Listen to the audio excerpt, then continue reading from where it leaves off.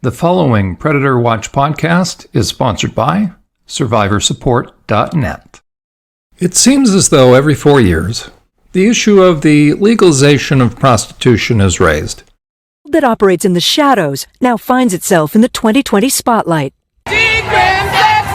Marches like this one drawing support from the progressive wing of the Democratic Party. For me, it's about just making sure we have the right tools to prevent trafficking, but I generally am of the view that people have dominion over their own bodies. Elizabeth Warren and Bernie Sanders both say they're open to the idea of making a big change, lifting criminal penalties on anyone who sells sex, pimps who manage those sellers, or people who buy sex. It's called full decriminalization.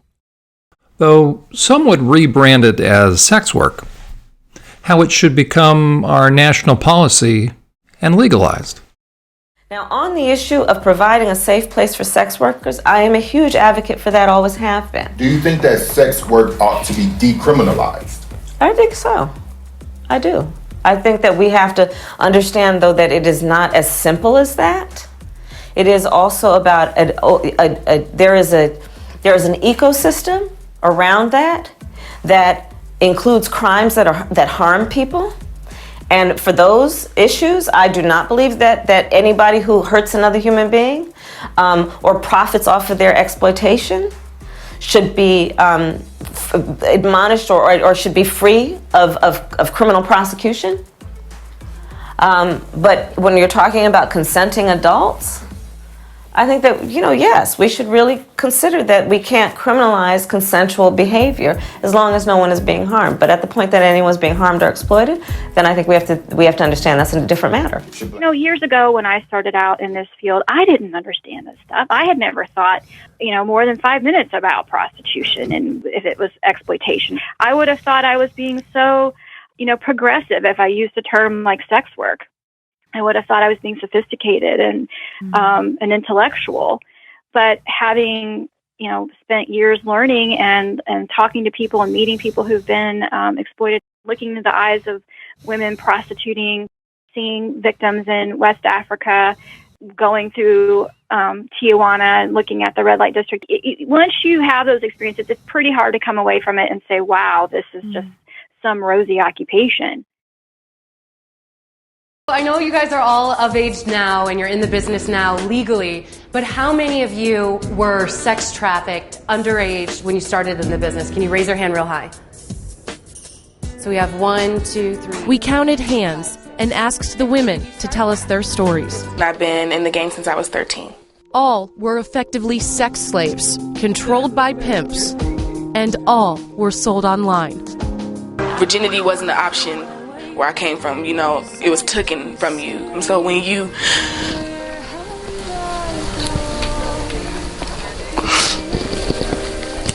get into the game, or when you have somebody telling you, you can sleep with me for money and you already lost your virginity, it's like, why not? It's like, why not? Sex it's not as sacred as it once was. I think that, yes, we should really consider that we can't criminalize consensual behavior as long as no one is being harmed. But at the point that anyone's being harmed or exploited, then I think we have to understand that's a different matter. The talking points are becoming pretty well rehearsed by those who've never found themselves having to work in the industry they are promoting. And that's how I was kind of lured in. Up until this point, I was kind of, prostitution's a legitimate choice for women. If they choose it, that's okay. It's no different from working as a massage therapist or anything. And the same with pornography. I would have defended the pornography the same way, that, what's the harm in people watching nude people have sex? But the only reason I defended these industries is because I knew nothing about them. I didn't know the truth about them. But with each election cycle, the talking points are becoming much more reasonable sounding, being pushed with more energy than during the last election cycle. For me, it's about just making sure we have the right tools to prevent trafficking, but I generally am of the view that people have dominion over their own bodies. as the issue is gaining traction.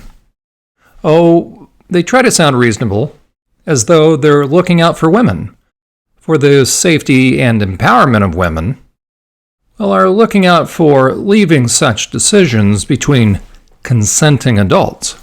Shelley's 5-year-old daughter is in foster care. Until a year ago, the 22-year-old was just a stripper. To earn more money, she decided to try prostitution and then turned to heroin. I suppose dealing with the sex, like so many different men coming through, it's pretty hard to be straight and do it. She hopes to one day get clean and get her daughter back, but for now, this is her life. Have you ever had any trouble at all? Yeah, I've had a few troubles with guys not wanting to pay and they take you on escort and things like that.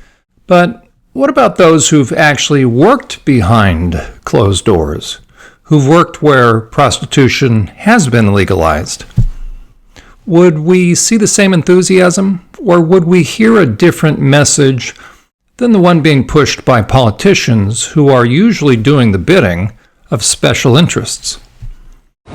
Debbie's 42, her story's tragically common.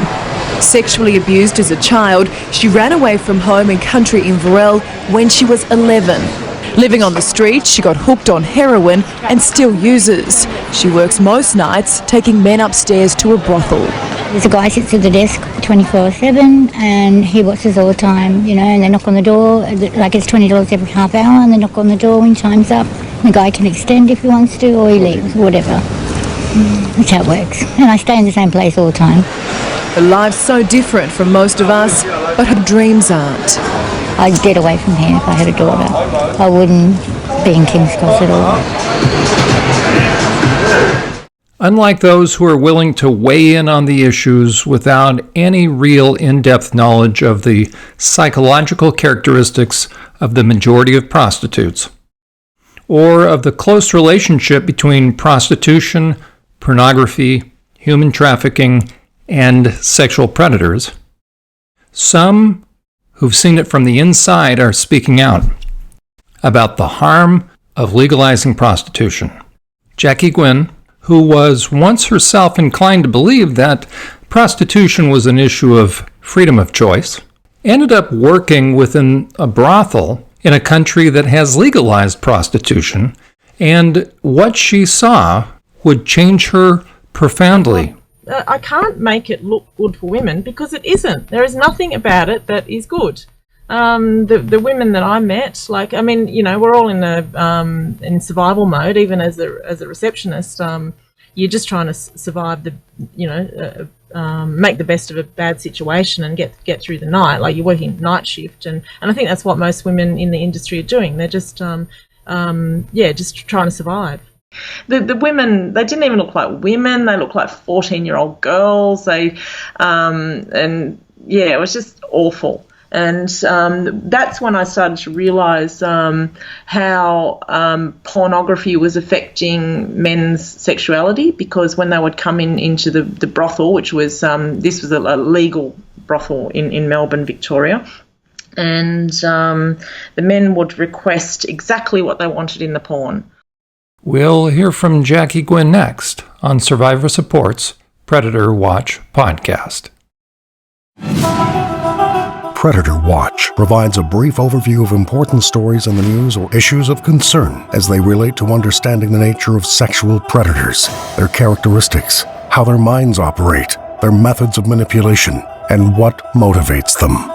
They hide in plain sight, can smell an opportunity a mile away, and count on people not understanding just how dark their hearts are and how intent they are about always producing victims. Stay tuned as John Euler, a licensed professional counselor with over 25 years of professional experience treating both survivors and sexual predators, shares his insights on this edition of Predator Watch. Hi, and I'm John Euler, and you're listening to the Predator Watch podcast. Well, I'm John Euler, and thank you for joining us on this edition of the Predator Watch podcast. It's my privilege to introduce to you Jacqueline Gwynn, who's a former receptionist in a legal brothel in Melbourne, Australia. She decided to speak out against pornography and the sex trade and volunteered as a secretary for Pink Cross Australia.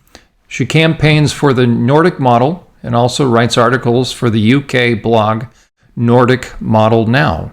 Her story, entitled I Was a Pimp, was included in the book Prostitution Narratives that is available from Spinifex Press.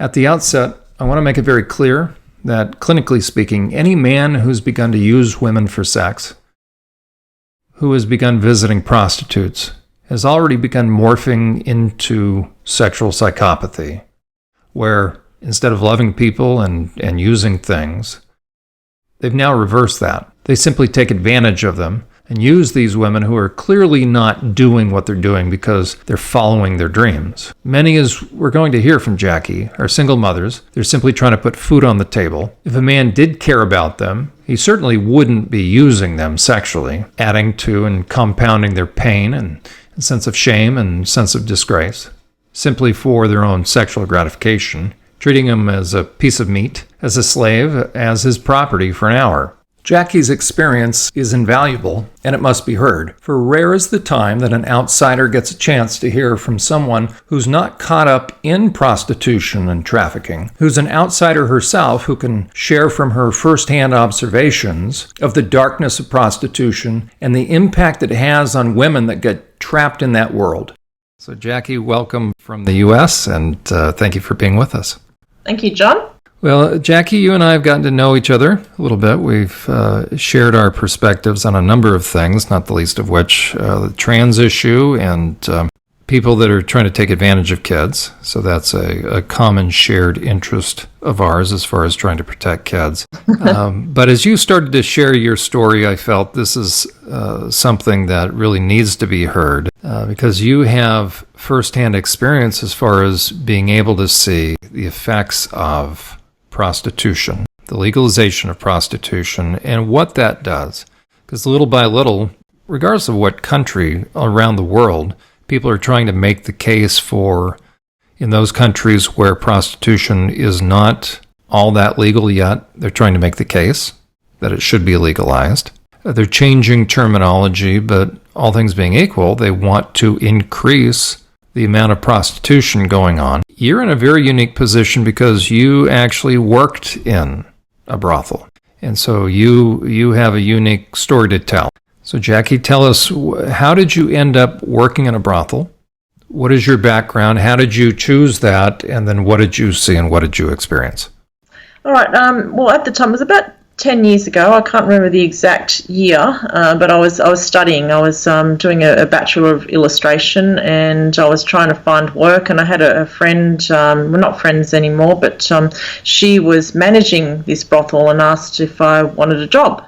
And I've always been fascinated by the industry because it's glamorized, and I've read, I used to read a lot of books and sort of watch programs like, I don't know, Secret Diary of a Call Girl. There's one in Australia called Satisfaction about a glamorous legal brothel, and yeah, I've just always been fascinated, and that's how I was kind of lured in. Up until this point, I was kind of, prostitution's a legitimate choice for women. If they choose it, that's okay. It's no different from working as a massage therapist or anything. And the same with pornography. I would have defended the pornography the same way. That what's the harm in people watching nude people have sex? But I mean, the only reason I defended these industries is because I knew nothing about them. I didn't know the truth about them.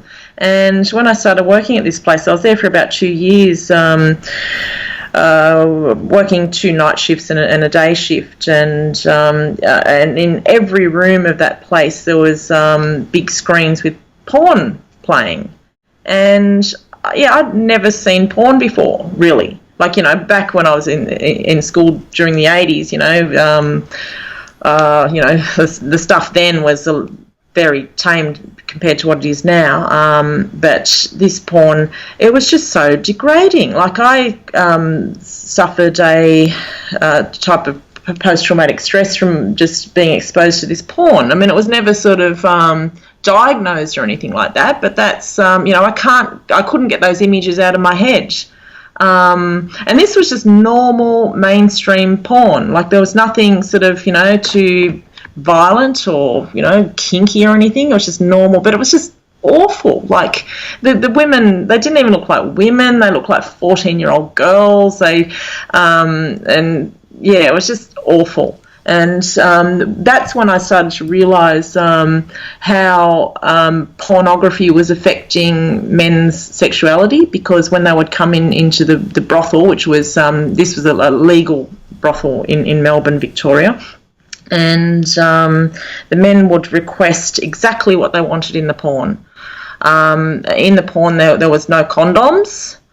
So, one of the most common questions was, I would answer the phone. And when I got that job, I was told, oh, you're in the business of selling rooms, you're renting rooms. And I believed that, but that wasn't what I was doing. I was selling women. I've actually...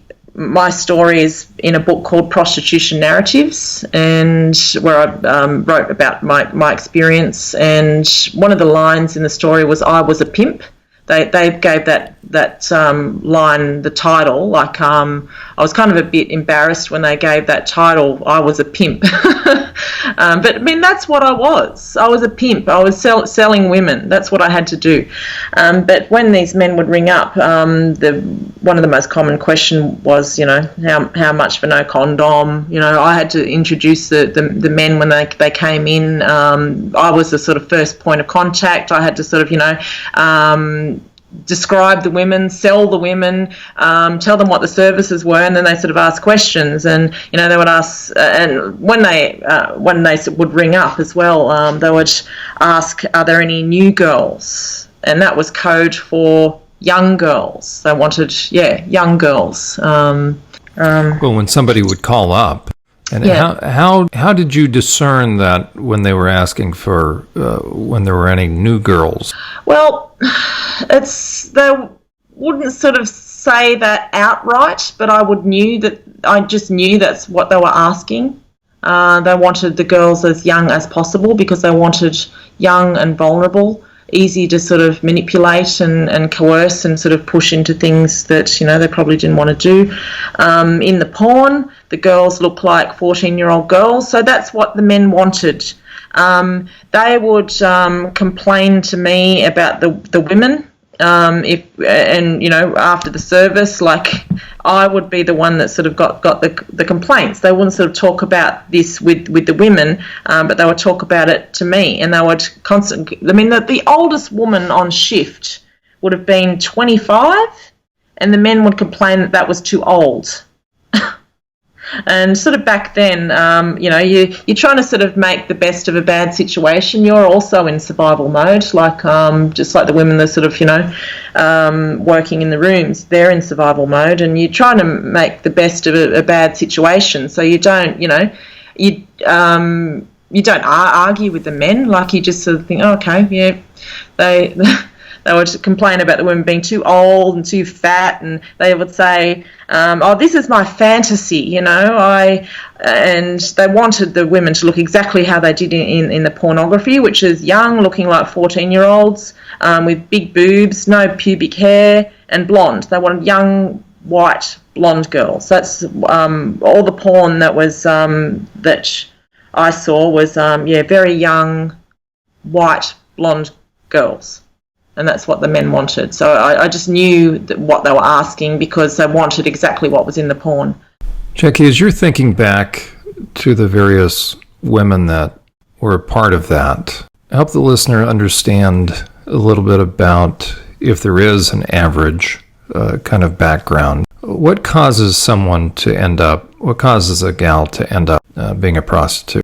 But I can tell you that none of the women really choose it. It's a last resort. What I saw was the majority of the women come from dysfunction, backgrounds of poverty, abuse, sexual abuse. The research sort of backs all this up as well. They say that sort of 75% of women in Australia are single mothers. There were single mothers there, and they would quite often have their children taken away from them because of what they were doing. I mean, it's completely legal in Australia, so you would think, being legalised, that there would be, it's been legal since 1994, so you would think that there would be some, I don't know, it's considered a normal job. Why would the authorities be taking their children away if this was a normal job? It is, it's not a normal job, and no matter what the legislation is, it never will be a normal job. There's just nothing normal about it. How about the issue of human trafficking? How many women do you think head into that not realizing that there's a very, very dark side to all that? There was a 14-year-old girl found to be working on the premises, but that was years after I had left, and it was closed down.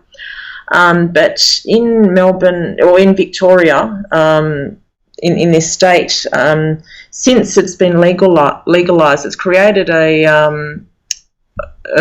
500% increase in trafficking. Like there's, I don't know what the official numbers are now, but the last time I looked a few months ago, there's 89 legal brothels and estimated to be 700 illegal brothels. And they appear as Thai massage places, and where I'm living now, like they're everywhere, these Thai massage places, and I know what they look like. They're just the windows are covered up. They'll have sort of flashing LED signs, and generally it's women sort of trafficked from Asian countries, Southeast Asian countries. But these places, it's being fueled by the demand because it's so normalised, and porn is playing into this too. Because the sex industry is so normalised, and this kind of sense of entitlement in men, that's what's fueling this. And when it's legalised, that's what happens. It creates this huge demand. The trafficking increases. So we're being sold really a deceptive lie. Shouldn't be shocking, but some of the arguments that I've heard here in the U.S., not that I buy any of them, but it's still interesting that hearing your perspective because you've seen it from the inside. One of the arguments is, well, if you legalize it, then it will lessen the demand for trafficking. So you're saying that it's done the opposite in Australia. Yeah. I come from New South Wales, and I got kind of Sydney originally, and I moved to Melbourne in 2002. And there's a famous, I don't know if it's sort of, if you've heard of it, but there's a famous sort of red light district in Sydney called King's Cross. It's not legal up there. I think it may be decriminalised, but the sex industry is kind of contained in one sleazy area. But in Victoria, these brothels are everywhere. So that's what happens. It's kind of, and it creates this environment for women, this hostile environment for women. Like wherever these venues are, there's violence, there's drugs, and sort of creepy men hanging around. So that's what happens when it's legalised. So we're certainly not being told anything accurate. It's being sold as an option for women, and that somehow it will be sanitized and normalized, but you're saying that the opposite is true. Yeah, quite the opposite. Where I was working, it was, quite marketed itself as a high-end establishment, but you would think there'd be some regulation, but there was no regulation. I work in a normal job now, and there's a body, a government body that sort of comes in, and it's called WorkSafe. And they will come in and sort of, check that all the OH&S sort of issues are all sort of, taken care of, and it's the workplace is safe. But when you work in a brothel, especially a legal one, there was nothing like that. Like if they did come in, it'd be closed down in 5 minutes. Just by the women are exposed to abuse and violence. Every shift I did, there was an incident of violence or abuse, or verbal abuse. The men were rough and sort of, taking off the condom or deliberately breaking the condom, things like that. And also, if you're working a nurse, for example, if you're working with bodily fluids, you have protection. You've got sort of eye protection, you've got gloves. In prostitution, I mean, these women are sort of like the men sort of women would sort of come out of bookings. I mean, they have sort of the men had ejaculated on their face and in their hair, like, you know, to get in their eyes and stuff like that. I mean, that's just, you know, that's just not a normal job, is it? No, that's not a normal job. What are you hoping to accomplish in Australia? Well, there's a legal model called the Nordic model, and we're campaigning for that. And it's it started in Sweden and the Nordic countries, and it aims to shut down the sex industry, which I think, I mean, in this day and age where we're sort of working towards equality between men and women, it's just such an archaic concept that men are buying women for sex. It's slavery. You know, you wouldn't sort of defend your right to have a person of colour to, you know, be your slave. But I don't understand how men still think that having a woman as a slave, a sex slave, is part of a progressive society. It's just so backwards, and I don't think we'll ever have any form of equality until prostitution is no longer in existence. It's men will never sort of respect women as equal and full human beings if they're looked at as a sex slave, and pornography is playing into this too. I think pornography has no positive contribution to society at all. From your perspective and from what you have seen, is prostitution and pornography, are they inextricably tied? Are they, you can't separate one from the other? No, you can't separate one from the other. And as pornography, I mean, when I was working there, that was 10 years ago, and the pornography, it just gets more and more extreme because with pornography, it fosters an addiction in men, and with every addiction, it escalates to sort of get your satisfaction. You need more, and you know, something more extreme.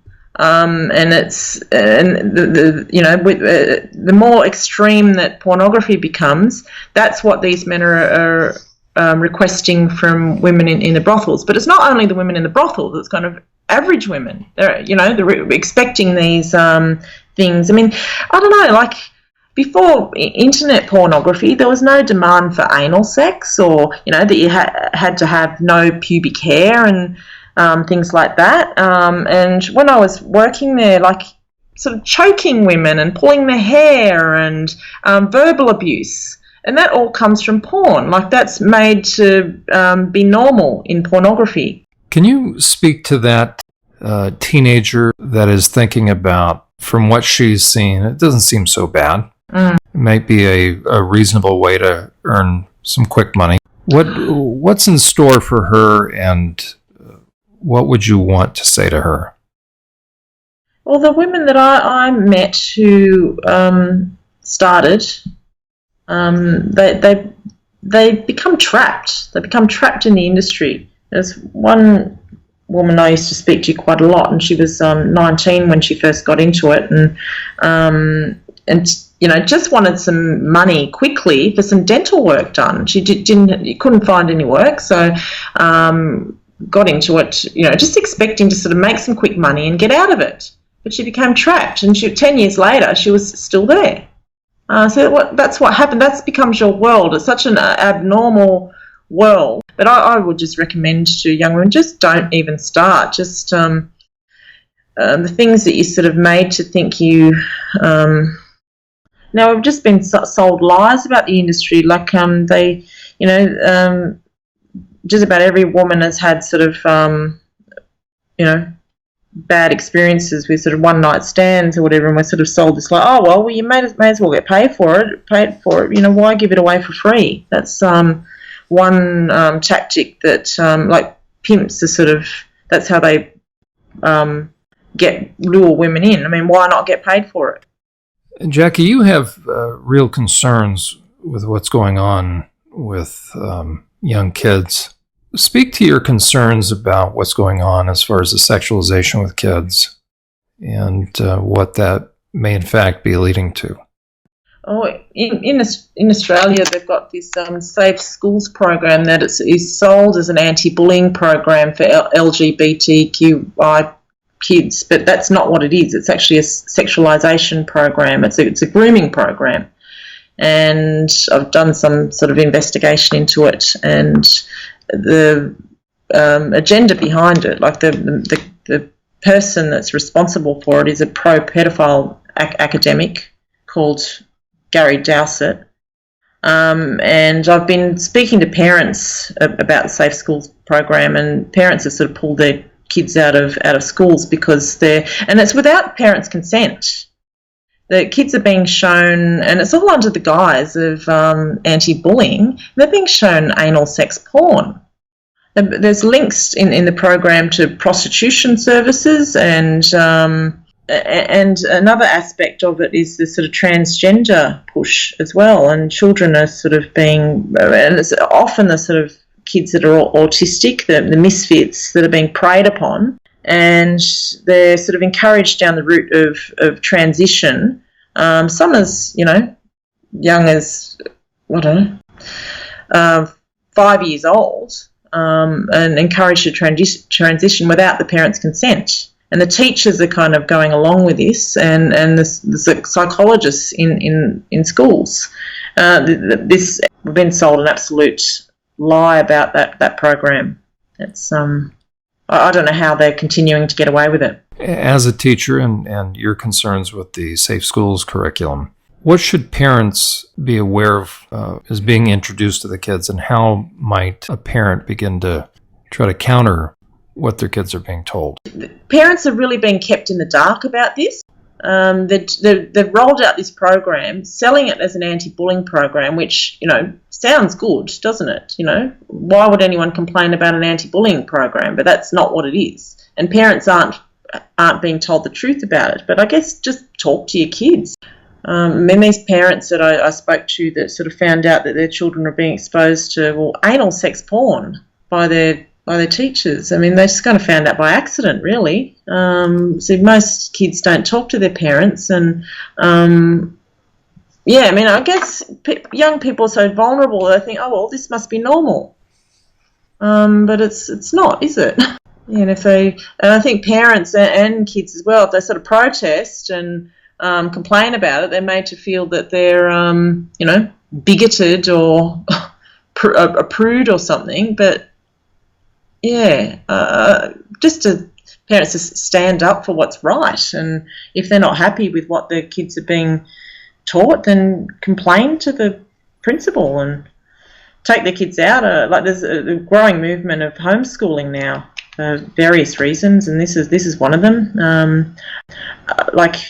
I've worked in mainstream schools for about 17 years as an art teacher, and I worked in sort of public schools, Catholic schools, and Christian schools, and I don't think if I had children, I wouldn't send them to any of those schools because of what they're exposed to.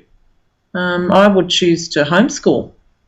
Your perspective has been extremely valuable because you've been a teacher, as you say, you taught art, and your time working in brothels. So you've seen what happens when young people, primarily young women, but now it's both genders, have decided for whatever reason that might be an option for them. You saw what happened.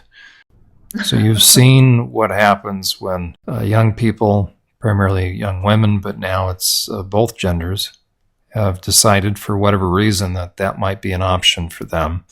You saw what happened when the young people get into that industry. And if it had that kind of impact on you, where you ended up as a receptionist having post-traumatic stress disorder, one can only imagine then what's happening in the lives of our young people that venture into those waters thinking that, well, they'll just dip their toe in a little bit, as you described it. It'll be some fast money and they'll get out.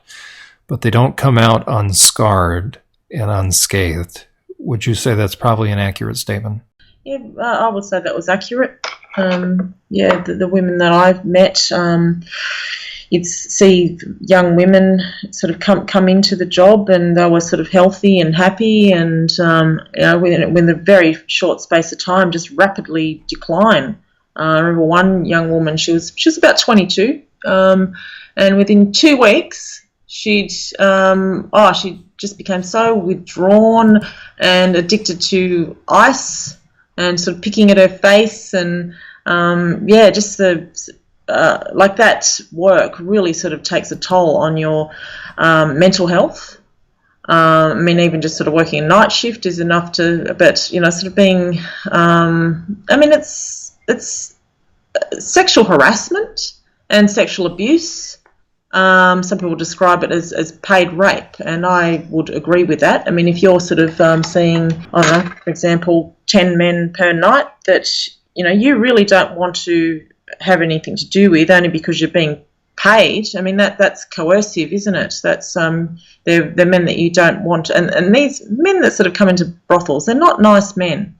Jacqueline Gwynn, you have been great for walking us through those experiences. Not a lot of us have ever had that experience. You were there, so it has given us unique insight. You're working on behalf of and trying to shine light on the damage that prostitution is doing and what porn-saturated men are doing. And then the book that your story was included. Can people still get a hold of that? The book Prostitution Narratives, is that still available? That's still available. If you want to buy it, it's available through Spinifex Press. And I think it might be available on Amazon, but I would suggest supporting Spinifex Press. They're an independent feminist publisher, so support them rather than Amazon. There you go. Because your story, as you said, it's called I Was a Pimp, but it's about your story as a receptionist in a brothel and the effect that it had on you as far as having to see what you saw. Yeah. I was very naive. I mean, I thought I was quite street smart, but that you'd have just a sort of violence, and you'd have drug dealers coming in every night, and just this seedy underworld. And you can only imagine what the illegal ones are like. If this was a sort of high-end legal brothel, what are the horrible ones like where the women are trafficked? Like, I wouldn't even like to think about it. And those women are women that need our support, because there are many women that have either come out of that and need healing or are still stuck, and they need good people to reach out to them to let them know there's a way out. Yeah. Jacqueline, thank you very much for allowing us to benefit from your experience and for being willing to kind of walk through some very dark times again. Yep. I thought I might mention I write articles for a UK blog called Nordic Model Now, if anyone wants to look me up there, if people want to find more of my work there. That's right. And you were good enough to interview me. So repeat those two. How can they find your work? Okay, Nordic Model Now. It's a blog in the UK. You can find us on Facebook and Instagram. And you're doing an excellent job with that, by the way. Yep, and also Untamable Shrews on Instagram. I've been banned on every other platform, but still going strong on Instagram. I don't know for how much longer. But well, you're doing a good work. Well, Jacqueline, thank you from Down Under. Thank you for taking part of your day to help shine a light into some very, very dark corners. We appreciate it very much. Thank you, John. Thanks for being a part of our podcast.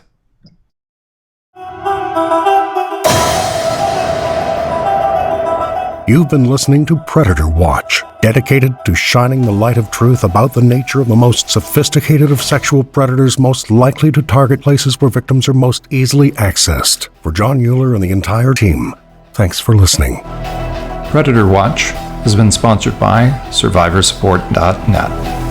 As a non-profit organization, Survivor Support is dependent upon the generosity of people who believe in its mission of supporting survivors. Please consider becoming a monthly supporter of this important work.